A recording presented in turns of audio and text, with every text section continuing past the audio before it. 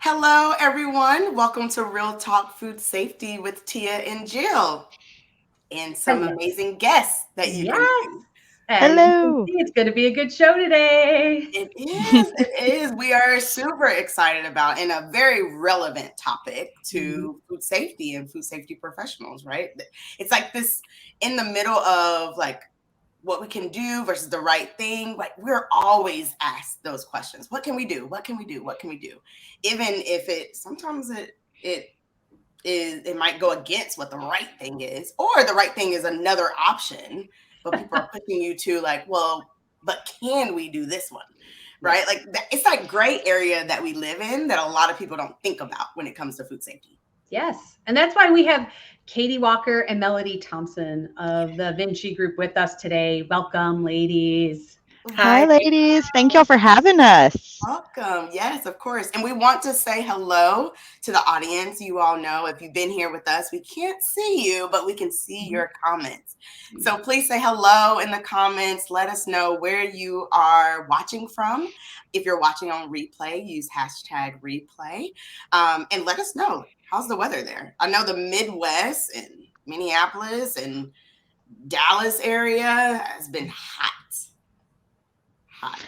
Hotter Yes. than you're normally are. Maybe not Oh, Dallas. I don't know. It's been hundreds, but it's typical this time of year Yeah. in Texas. In It's Dallas. just hot. Just Hundreds are not normal in Minnesota. So when it hit Mm, 98 yesterday, I was like, please no. mhm.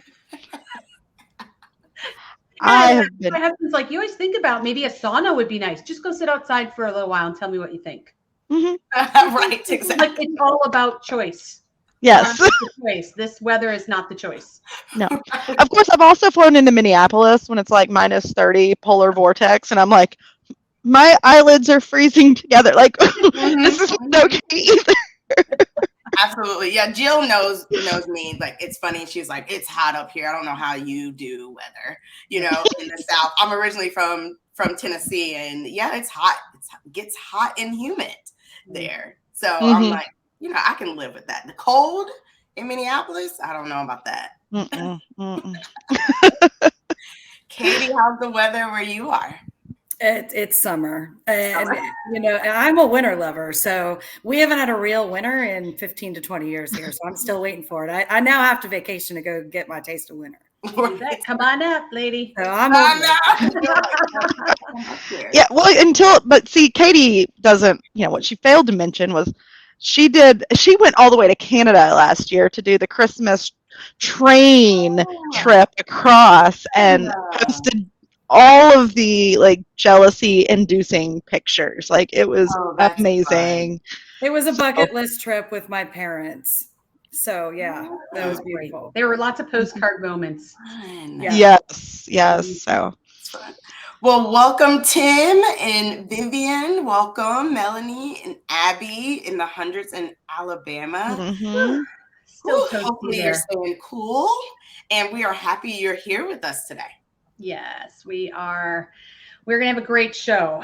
And for those of you who, if it's your first time joining us and you maybe don't know what Tia and I do here at Catalyst, we are all about how do we help transform people so that we lead differently in food, so people are empowered to really like live authentically, achieve more, and enable business growth. Mhm. Yeah. That's what we do. hmm Absolutely. We're all about the people, right? Like we're people focused on how are you building and growing and empowering your leaders, right? To impact culture. Hmm. absolutely. So And that outcomes.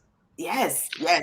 We don't forget about that, right? Because that's why we're all here, right? Like we're working in a business, right? We need those business outcomes.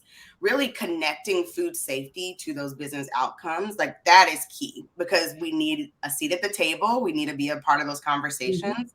And then our role, right? Like if we're not given to the business and making sure those business outcomes are happening, then they can probably hire someone else maybe. I don't know. Like that's the impact we need to make, right?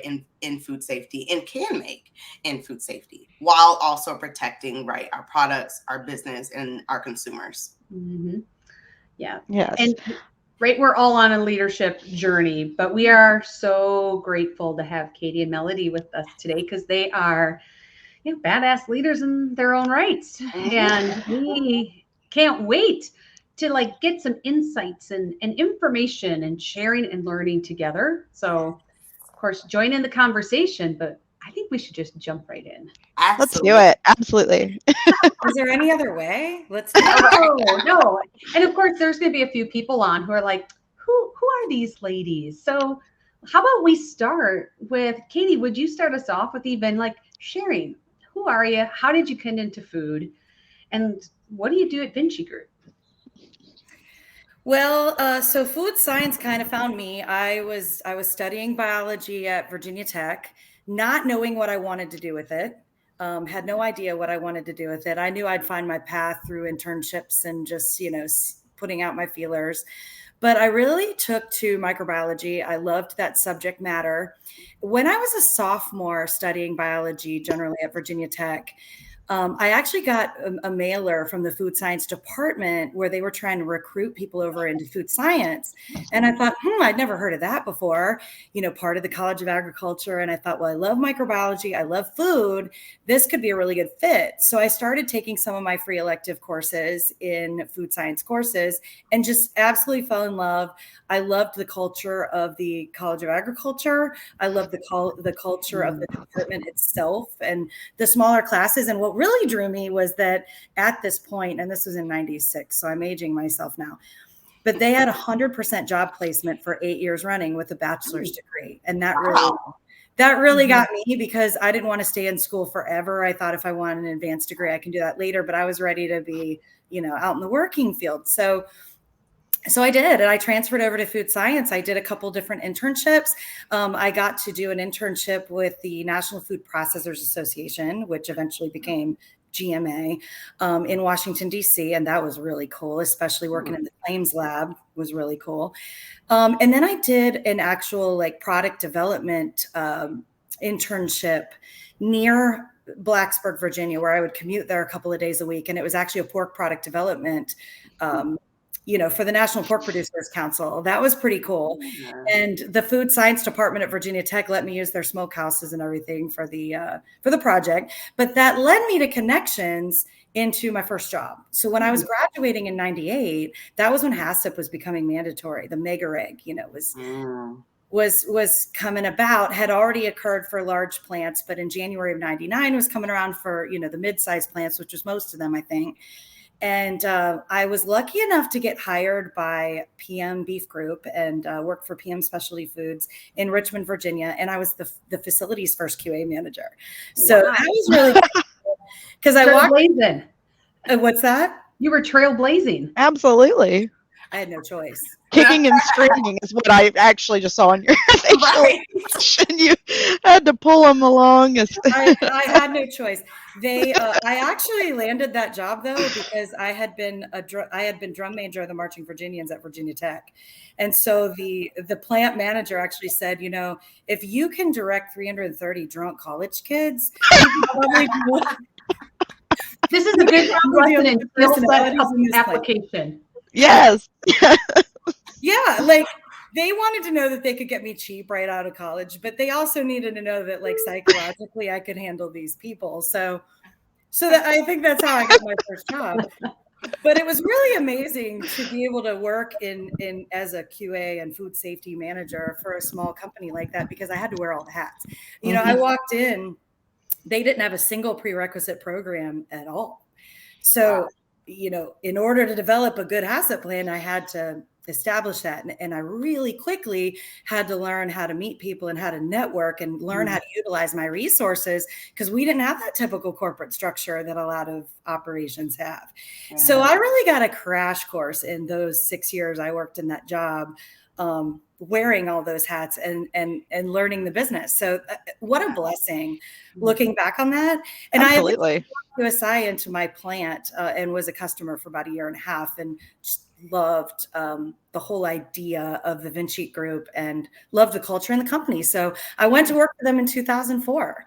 I did leave for a couple of years, and I was working corporate QA and food safety for Butterball for a couple of years, but came back to QSI, and I've been here about 17 cumulative years. Oh, wow. Wow. So what do you do now at QSI? Well, I serve as my title is food safety. Yeah, right. Melody's like, what do you do? No, I'm just kidding. I'm kidding. so, well, my title is food safety technical director, and I do a wide variety of things, but I do a lot of food safety technical and regulatory support for both our internal and external customers. I do a lot behind the scenes of developing training programs, SOPs, cleaning procedures. And so I'm kind of an internal resource as well as external. I also do a lot of training and audits out in the field in sanitation, food safety, sanitary design, and things like that. So every week is different. That's why I love my job. Yep. That's awesome. Well, and we've just expanded Katie's role, so she'll be going out doing customer specific HACCP training. She can do BRC training, all of it, and going to be expanding that. She'll be getting folks on our team able to do those. So her role continues to expand with her abilities and knowledge base. So That's awesome. I just expect to see so much out of her. Like, do all the things. And I am loving having a real microbiologist on our staff now that's over our department now. So that's a good segue over into Melody. You're natural at this. She's so good. So good. That is awesome.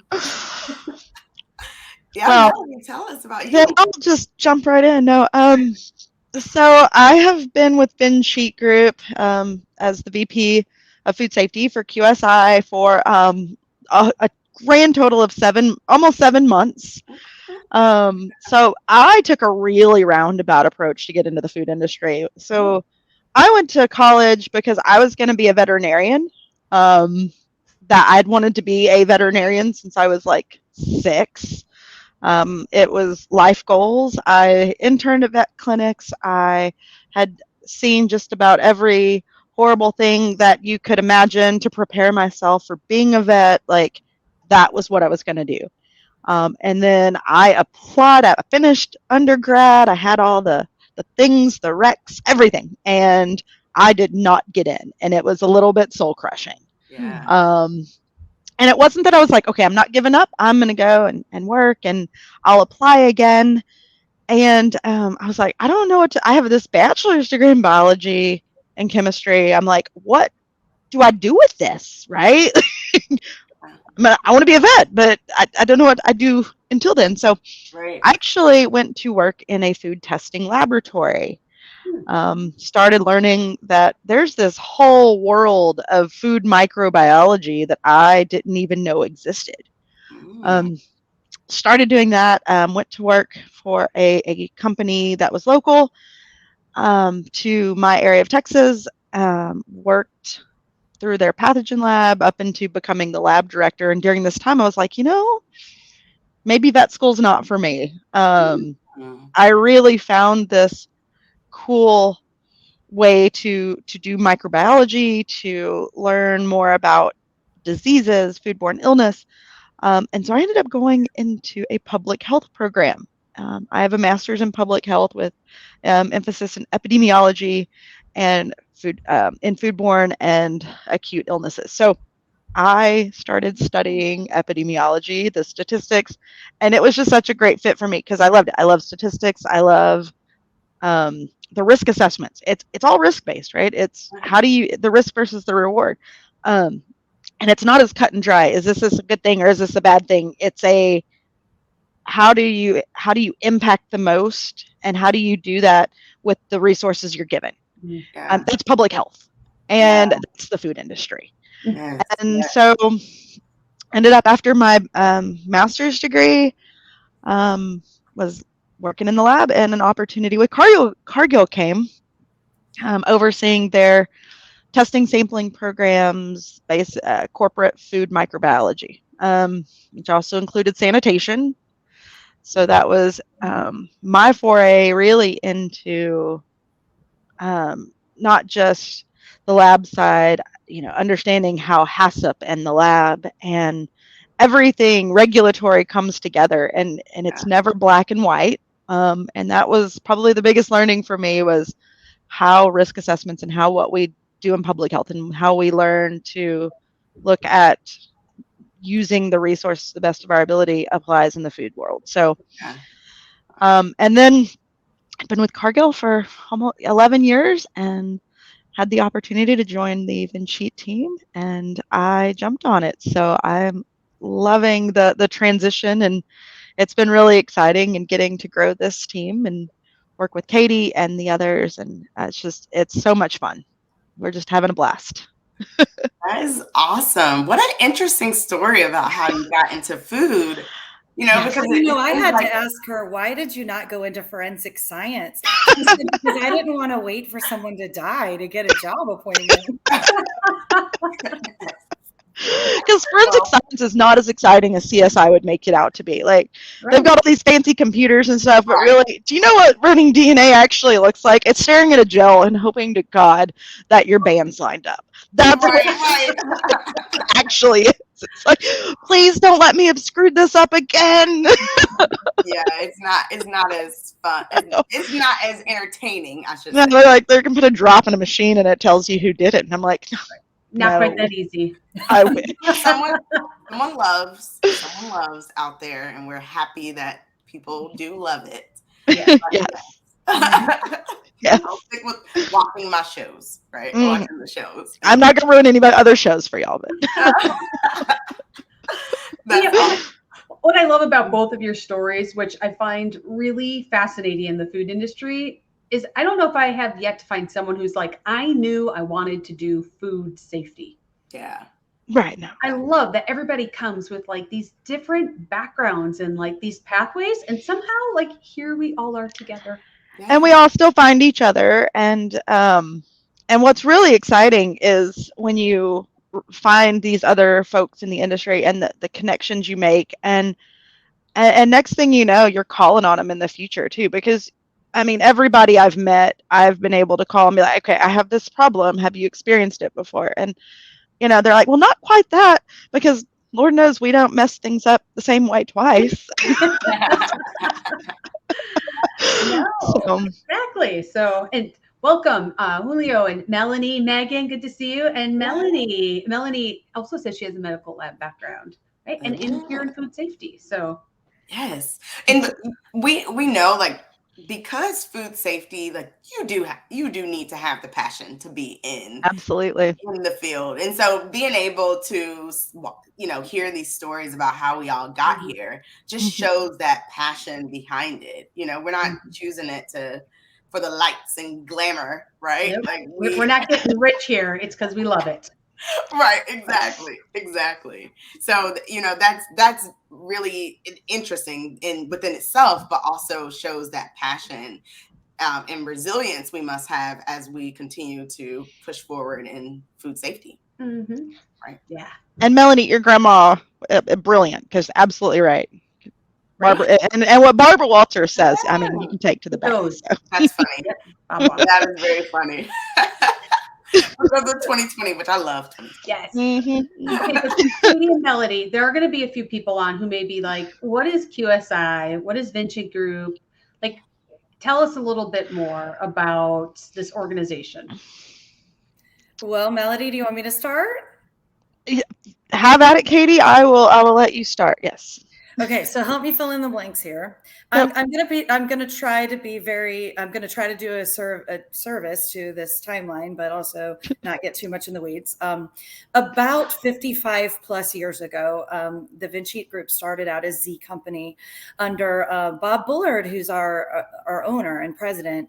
His grandfather, John Zott, actually started Z Company, 55 plus years ago. And they actually started with one product that was called hog scald. Scald, and it was an additive. It was a scalder additive to scalders to help open up the hair follicles and soften up those hair follicles for the dehairing, for the subsequent dehairing process, for processing hogs, right? That's how it started. And then it eventually evolved into a full chemistry company that started offering sanitation, both daytime and nighttime type chemistries to the food and beverage industry around the clock. Fast forward, I believe it was in the 80s that Bob Bullard actually came to work for the company, left college and came to work for the company for his grandfather and started helping grow the business.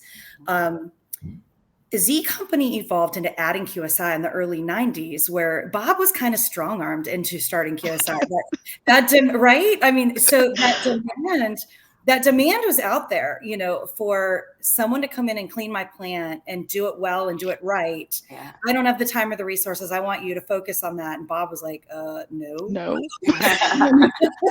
Well, and they were buying chemicals and they're like, we want a bundle. We want to get our chemicals. We want to have this like all in approach to not just sanitation, but this kind of, honestly, at the time, very small pocket of food safety, right? Like, let's just put it all together and then we give it to them and y'all do it. And that makes sense. Becomes simple. Yeah. And think like time wise, this is in like 92, 93. So we're immediately in the wake of the Jack in the Box outbreak, but it was before the major, Sarah Lee Meyer incident. Yeah. And so, there was a push for doing sanitation right and considering food safety into sanitation. And so Bob will tell you that he tried really hard and colossally failed at first. But, you know, he got up, he dusted himself off. He surrounded himself by the right people that knew sanitation, brought in Tom Daniels, who has since retired about 4.5 years ago. But Tom Daniels came and helped develop the QSI contract sanitation company.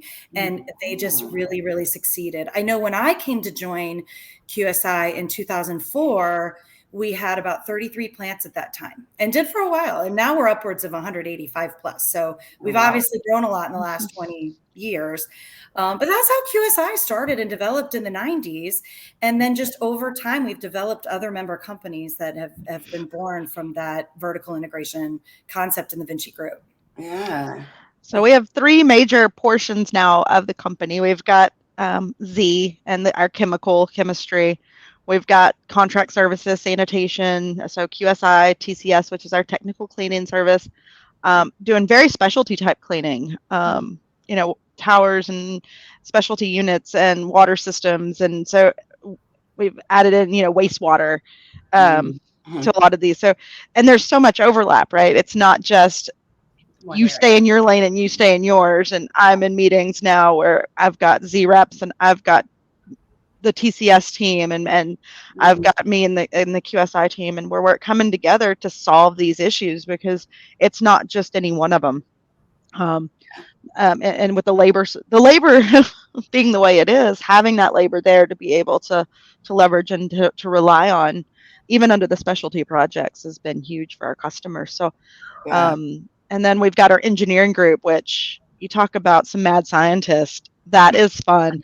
They're like, if we can deliver a chemical in a unique and new way, we're going to figure it out. How do we evolve? What are these next solutions in chemical delivery, intervention systems, sanitation? So we've got a lot of people coming together, sitting at the table that are all under one roof. And so it's really a powerful group, and I'm just loving it. Yeah. And what I love about this vertically integrated concept is that we're not just partners with these other people. Like when you're servicing QSI and you have a chemical need, a sanitation need, a wastewater issue, a logistics issue, you're not calling on to like colleagues and partners. You're literally picking up the phone and calling a coworker. We're all under the same roof. We're all friends. We all know each other. So that's what's so awesome about the Vincit Group. Yeah, it's an advantage for sure. It is. And it's really cool because when we talked about like, what are we going to talk about on the show today? It was this whole like what we can do versus the right thing. And starting at sanitation makes so much sense since it's the foundation. And one of the first things we had talked about was like, you can do like navigate sanitation challenges alone, but is that the right thing and the best thing and the easiest thing to do? And I think the story you just shared is kind of like, here's why. Yeah. Like, there's so many different parts, and there's so many other people that, Melody, I love when you started off like, hey, I'm calling someone to find out if they've experienced this problem. And I loved your response. No, we never screw it up twice the same. ever.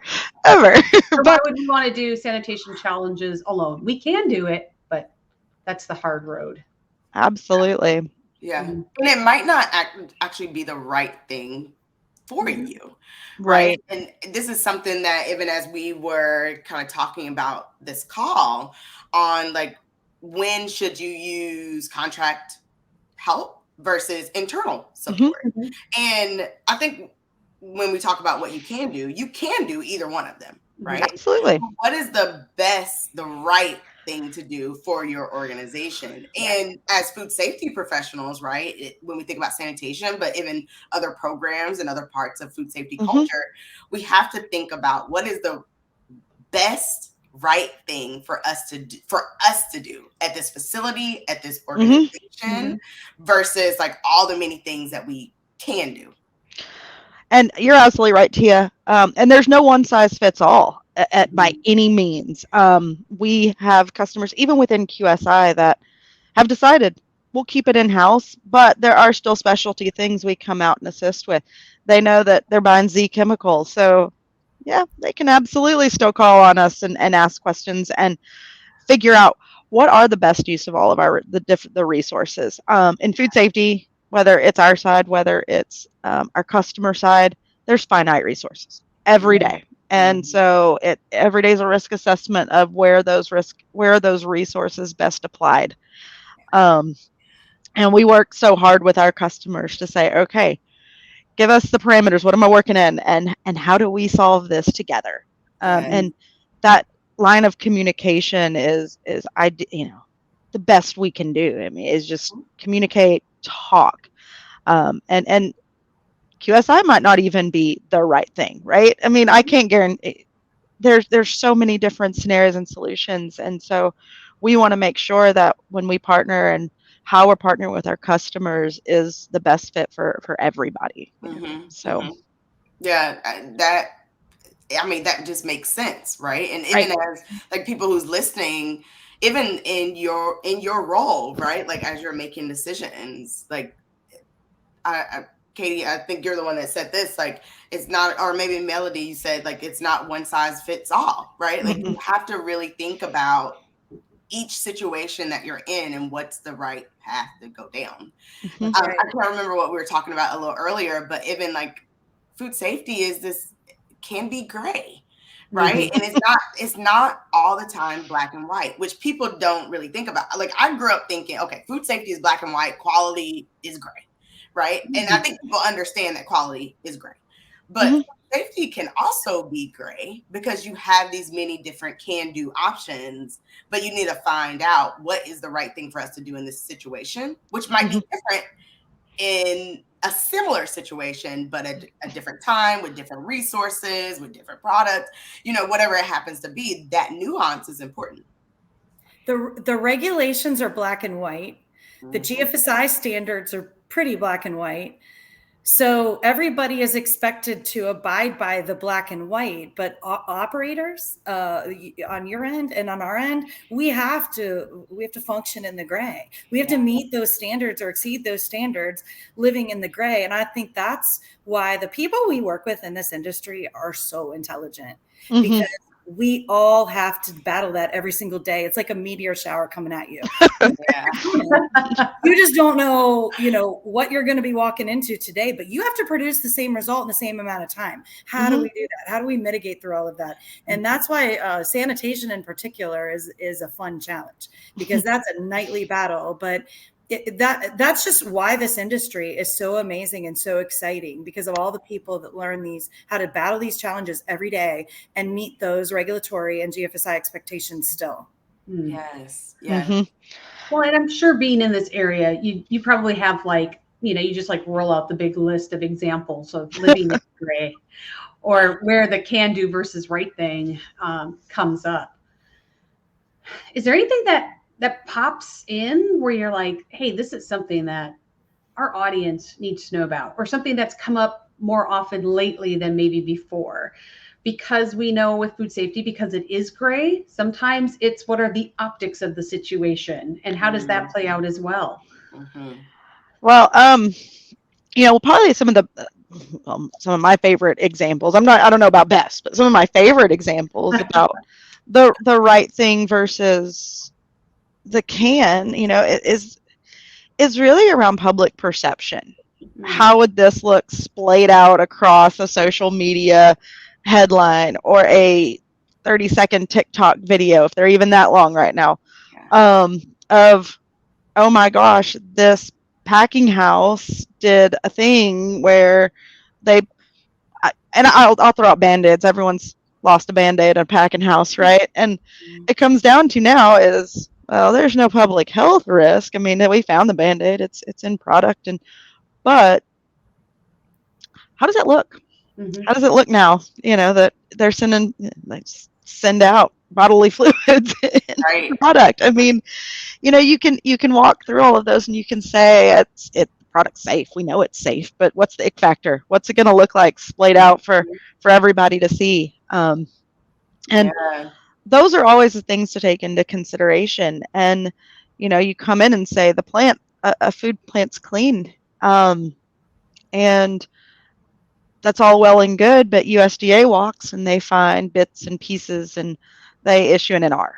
Well, what a lot of people also don't realize is NRs are FOIA-able, right? Like that whatever's written in there, whatever's documented, anyone in the public can go and request that information. They can do a Freedom of Information Act. They can go in and say, I want to see all the NRs for this, region, for these groups of packing houses, for this RTE manufacturer, and say, and then that becomes public knowledge. So while we want to get the plant clean every night, we want to be NR free too. Like it's not just clean. We all know that free of NRs and a clean plant are not always the same thing, and that's kind of where it goes back to that gray area of our goal is to make sure that our customers don't have NRs, that they don't have regulatory enforcement, that what's happening in their plant isn't going to end up on 2020 from our seat. And so I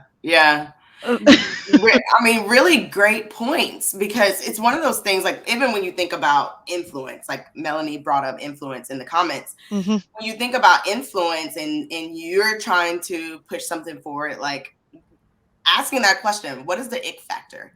Would you feel comfortable, CEO, VP, director, right, or operator, would you feel comfortable if someone posted a Facebook post about this? Would you be like, yes, I work there? Yes, absolutely. And like, how would you feel about that, right? Like, how would your schedule get messed up if someone posted this on social media? Absolutely. Are you going to cancel all your meetings that day? If you are, then it's probably really important, right, to make that decision that you don't have to clear your calendar. Exactly. Agreed. And so those are our day-to-day decisions. And whether that's food safety, human safety, we deal with people, and our business is people. Y'all, you were talking about culture and everything earlier. And one of the things I really appreciated you bringing up was that culture of people and taking care of your people and supporting them. And having worked in a lot of, for a few different companies, and I love the culture that we have. I had an operations rock star reach out to me a couple days ago and was just like, I really appreciate what food safety is doing, because this is the direction of the industry. We can't just go into the plant and do what we do without y'all's support and understanding from the food safety team. And it's just going to keep being more and more important what y'all bring to the table. And I was just like, my heart, I love you. But it just to really start to hear that and to hear it from them, that we recognize how this impacts the business now. And I think enough unannounced BRC audits is what did it. But Running across the country last minute to make sure you're supporting your customers. But they're really starting to see that these challenges are not just in a vacuum. I mean, they're all of our challenges now. Yeah. Yeah. Well, even as you talk about like So, food safety culture and sanitation, like what does decisions like we're going to leave the floor a mess or we're going to be done late again or all these different things like gosh, we don't have what we need, so yeah, I'm going to lay some stuff on the floor because I didn't get carts that I needed or the tools that we needed. Like how do all of those things reflect on the food safety culture of that organization? boy, I hope I don't ever see that. But no, We hope we don't, but if I walk in and I see that, I'm like, oh no, we've missed. And yeah, it's not the people on the floor that missed. It's leadership. Leadership missed Yes. because we didn't create an environment where they felt they could put their hand up and say, I don't have what I need. yeah. And that's not a site level failure. That's a culture. That means it's not coming from the top down, that if you don't have what you need, you put your hand up. I heard a story 2 days ago that our VP of safety was in a plant and there was an auger that could not be locked out. And he said, we're not touching it. And the people there were like, we're going to get in trouble. We have to clean this. And he was like, no, there's no lockout. We're not cleaning it. We're not touching this until they get that fixed. And we didn't. Yeah. But for them to see they had the support from the highest level, that they matter, that their safety matters, that them going home the way they came to work matters. It was huge for that culture. Same thing with food safety. If you don't have what you need, if you don't have maintenance, if you don't have people there to support your day to day, we want to know about it. I will ask them every single time I'm on site, what do you need? What are you missing?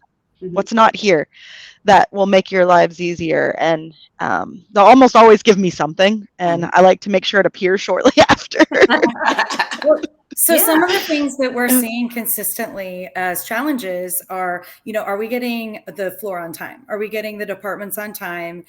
Because we're certainly expected to turn it around on time, for an on-time start the next morning. So is our window being compressed? And if so, how much? And how regularly is this happening? Like, look, things happen. We understand that. But how consistently is this happening? How frequently is this happening? Because we know corners are going to get cut when the window gets compressed. And how long can we sustain that? So that plays into the food safety culture. Hot water and pressure availability. What's the quality of your utilities and your infrastructure?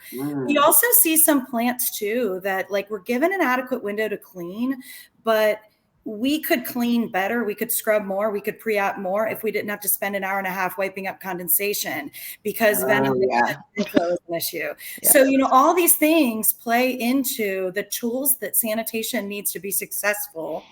And how can you justify you have a strong food safety culture if you consistently don't provide those tools? So, I think it does play into the food safety culture. Yeah. Oh, absolutely. Yeah. I agree. It's asking that question, do you have what you need, right? Do you have the right tools? Are these boundaries preventing you from doing your work, right? Like asking those questions and really, honestly, that's about people, right? Making sure that your people are being taken care of, that they, have what they need to get it done, that they have the time to do their jobs. And once you start cutting into that stuff, then Katie, you're absolutely right. People are going to start cutting corner, right? And the first corner you cut, okay, no one said anything about it. The second corner, someone found out about it, but they don't say anything about it. They don't really care about it. Then you're going to keep going, right? And that's when you start seeing the degradation of your culture. Yeah, because everyone's like, oh, well, it doesn't really matter because we cut corners. We clean that piece of equipment with no lockout. So that's what we do. Well, and it looked visibly clean. So, we passed inspection, we passed USDA inspection, but is it microbiologically clean? That's a whole nother story. Whole other show. Yeah. Well, I think brought up this top leader said, no, we're not going to go forward if we can't have lockout. And I think that's really fantastic. But I also wonder, where's the middle managers in this? Because we shouldn't need a top leader to say we're not doing it. Does the middle manager know? Do they have the authority? Are they able? I think those are some really good places that as a food industry, how do we examine that and how we empower and support those Absolutely. groups of people to be able to stand in that space? Yeah. And do they have the right tools, right, to Yes. inspire the people that are cleaning the equipment? You know, the times where I'm just like, yes, this is working well is when something like that happens. I mean, it could be something simple where someone from corporate comes in, right, and they don't have the right shoes on, or they don't have their hair net, and people are like, whoa, you can't come in here if you don't have your hair net. Let me help you. Oh, I love it when the floor people call me out. Yes. That's awesome. They feel they have the authority and the ability to do that. The openness. Absolutely. Yes. No, I will thank them if I have missed a step, if I've missed something in a GMP that's different for a facility, and they let me know. I will absolutely walk up and thank them. You know, I've had many of experiences like that because you don't always know the nuance differences from plant to plant, and with the number of different customers that we have, it varies widely. I've actually been working with the food safety team. We're reading. I'm a big fan of stealing gratuitously, right? Finding those folks that have been successful, that have taken the time to write books, that have taken the time to really explain their process and how they've been successful. We're doing one right now on leading without authority. Big topic, right? Like, I mean, you could spend probably 3 shows on that, but the real basics of, hey, you don't have the authority to make a decision, but at the same time, it needs to be made, or something needs to be done differently. And so how do you get it done? How do you really encourage people? How do you influence the process or the change that you need? And really encourage that's a really deep dive topic for us for the next year of improving those skill sets needed, and figuring out who's on your team, and how do you make those sincere connections that people know you care, they care, and you really want to work together towards those goals. So and they understand. We just did an ad for our boot camp. Thank you. That's exactly what we do in boot camp, to be able to help, because we in food safety are often not in the decision-making seat. But there's so many, like, I love how you brought in, there's these interconnected parts. It's not just about making the decision. It's about the relationships. It's about workload. It's about taking care of people. All of those things lead into leading without the authority. Right. Exactly. Yeah. You know, Jim just commented and said, like, during a plant tour, after an hour, one employee finally spoke up and told him that he needed safety glasses. You know, so it's like, you forgot to put on your safety glasses, or, forgot to switch into your steel-toed boot. And it's like, you just need someone to be like, hey, like, where's your glasses? Or, where's your boots? Right. And it's one of those things that is common, but if you're not rewarding the behavior of, oh, thank you, right? Like Melody is saying, like, thank you for telling me this, and make sure that you do this every single time. Right? Like, as soon as you see it, go up and say, hey, like, you forgot your safety glasses, or you forgot this, or don't forget to take off your ring, right? Or your watch. Make sure you take off your watch. Just those reminders. I mean, because we're human, sometimes we forget. But that culture, it shows through when someone has the ability to, when everyone has the ability, right, to say, hey, like, you're missing something here, right? Or hey, we used to do it a lot for food defense, where if there is someone on the floor and you don't know who they are, ask them. Ask them, like, and it's okay. Like, hey, can I help you? Where are you going? Who are you with? Just making sure, because this is your space, right? Like, we even made a recent update to our food security program, because we're in QSI, we're visitors in your plant, and oftentimes during third shift, once second shift management leaves and before first shift management comes in, we're your eyes and ears in your facility, kind of protecting, right? So we've actually made some updates in recent years to our food security programs, and we've incorporated that into our hourly training too, so everybody's aware. Like, keep an eye out and speak up. We want to. That's awesome. And we're kind of talking about this on, like, I mean, you can not say something, right? Yeah. Not Yeah, required, but it's the not right do thing. that extra step, right? And say, Mhm. hey, we're your ears and eyes. But the right thing to do, right? It's that right thing to do, and incorporating and integrating those right things for your organization, for your culture, for your facility. That's what you want to do. Yeah. Yep. No, Megan, and just I love the comments because it's true. There's nothing better than having employees that feel empowered to speak up, and starting with the easy stuff that, hey, you're not wearing your safety glasses, you need a beard net, you've got a necklace on still, whatever those little things are, leads to the ones that are comfortable saying, I can't find my pin. Yes. Yes. True. Yes. I'm And I've somewhere. been known for, I've gone into facilities in the past and gotten a little bit of hesitation in the response to like pointing out GMP issues or like basic hygienic condition issues. Like I pulled in your parking lot is dirty. Okay, so what? What does that have to do with anything? Or, okay, so you've got a few people chewing gum or wearing necklaces. So what? And my point has always been, if you can't exhibit that you can manage the easy stuff, what else is out of control? And that's the auditor perspective. That's the regulator perspective. Mhm. So we're trying to bring that to our plants. Yes. Gosh. That's so big. Mhm. It is. And I love, Sarah, how you talk about, right? Like that's part of walking the floor, Gemba walks, like getting people involved. And, sometimes on the floor, it's hard to have conversations. At one plant that I worked at, we would actually, have a few minutes off the floor and I'd have a picture. I'd put a picture up and I'd be like, hey, what's good here? Get a few responses. What's bad here? They would pick up things that I didn't even see in the photo.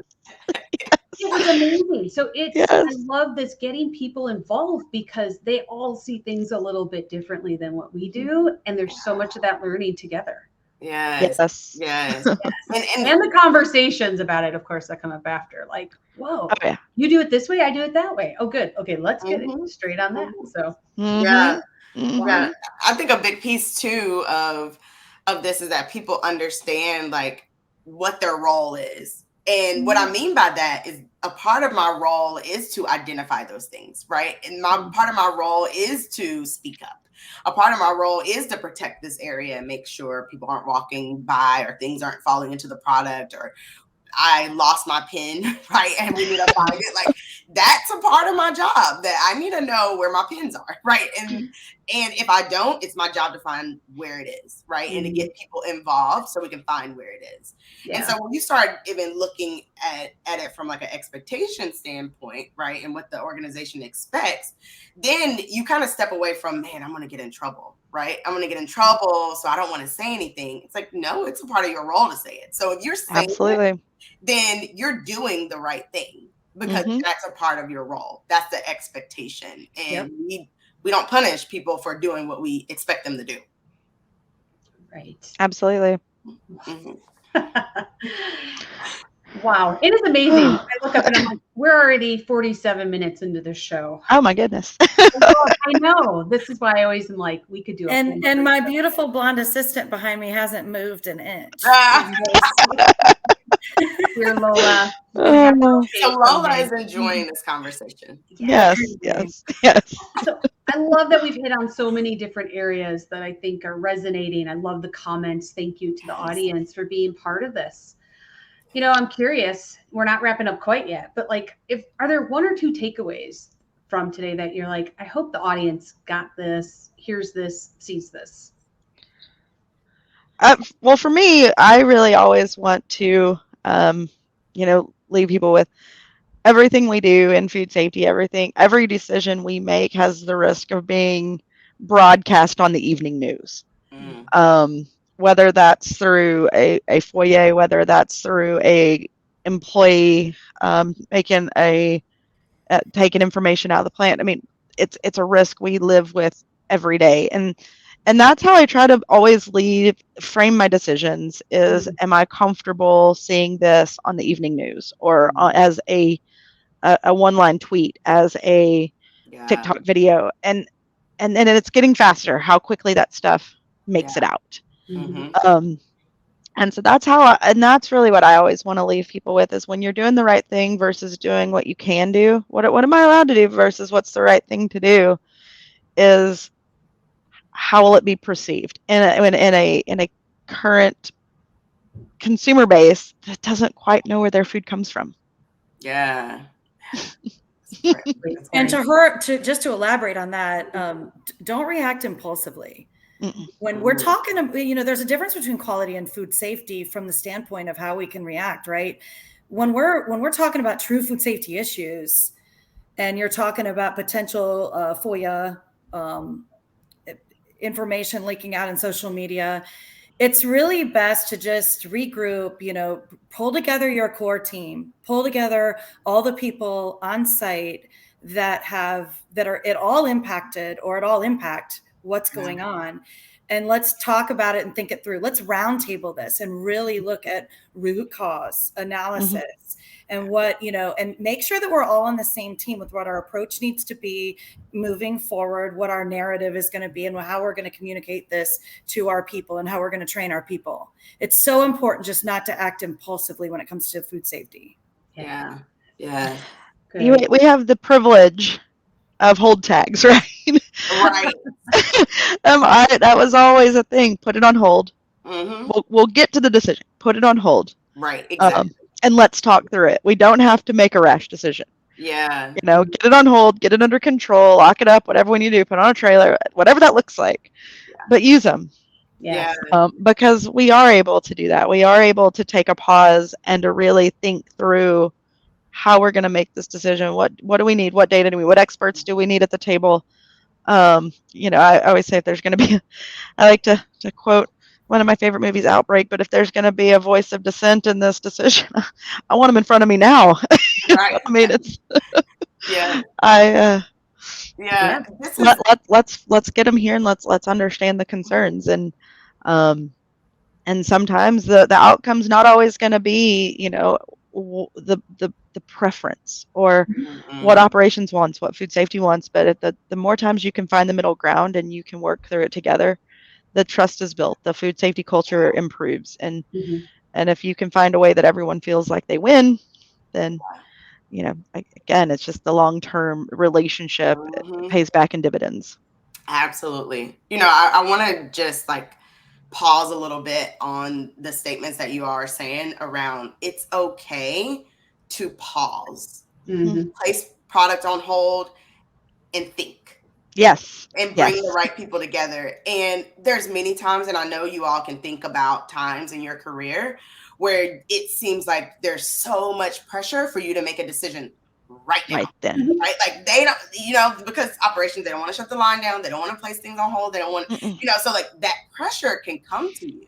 But being able to stand in that and say, hey, I know there's going to be a lot of product, but we just need to pause and talk through the options, because if we make the wrong decision, this is the impact it could be. And it's hard to do that. That's hard to do even as a new leader. Right? Absolutely. Organization, and being able to stand in that space. We're here to tell you, if you're there or if you are there in the future, that it's okay. It's okay to pause. It's okay to say, hey, put it on hold. Let's have a conversation about it. Absolutely. Well, and I'm going to piggyback that with going back to Melody, your question. When you are with people, asking them, do you have what you need? Yeah. What would better support look like for you? Because in those situations where people don't have that, that's where we feel more pressure. That's where we jump. That's where we feel like we have to react, or we step into places where we maybe don't have the authority. We don't know the information, but yet there's an expectation around it. So setting people up for success. Yes. Especially if we have a persistent issue. If you haven't gone out on the floor and spoken to the individuals that work in that area and asked them, do you have what you need? What would make your job easier? What would make it safer, better, more? What would make you happier? It's amazing what you can find out doing a root cause analysis by just asking those questions.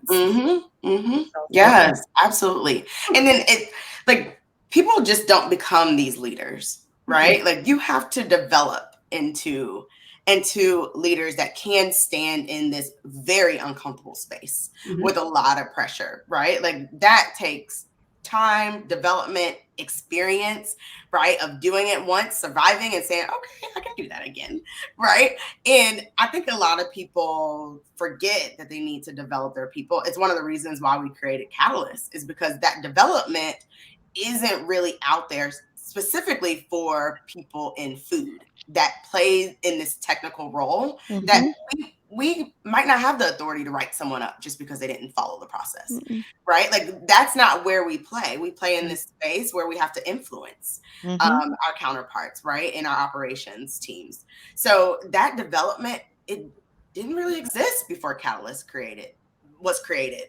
And that is 100% needed, because in order to influence and stand in that space and show up with the right mindset, and like Katie, even as you were talking about the meteors coming to you, like that takes skill to be able to say, okay, I'm ready for tonight, whatever is coming my way, and I can make decisions around it, and I can lead it. And that's where we come in with training our personnel and our management, is to give you the tools on how to better, to understand the chemistries you're working with. So when you have to mitigate, you lost pressure, you lost temperature, how can you mitigate? How can you adjust so you can still turn around? And you know what? You might not be able to turn it around in 3.5 or 4 hours that night. You may have to extend it out a little bit to release it right. But we help give them those tools so they can make those judgment calls on the fly, because it happens all the time. Yeah. And I love, that's the marriage of like, here are the technical skills we need and information support, but here are the leadership ones that help us really, then it's the full package together. Yeah, absolutely. Exactly. So Katie and Melody, there's going to be people who are hopefully reaching out, maybe connecting on LinkedIn, but what's the best way to connect with you if they're like, I need to follow up, I need to ask a few more questions, I need to meet those ladies? I am great with LinkedIn.